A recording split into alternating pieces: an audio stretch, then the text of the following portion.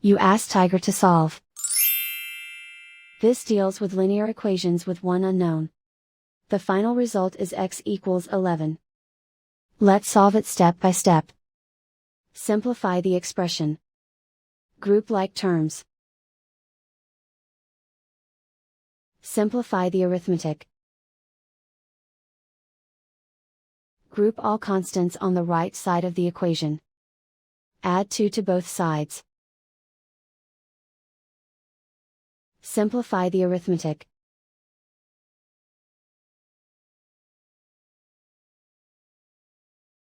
Isolate the x.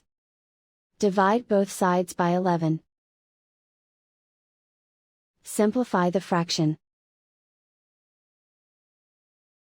Find the greatest common factor of the numerator and denominator.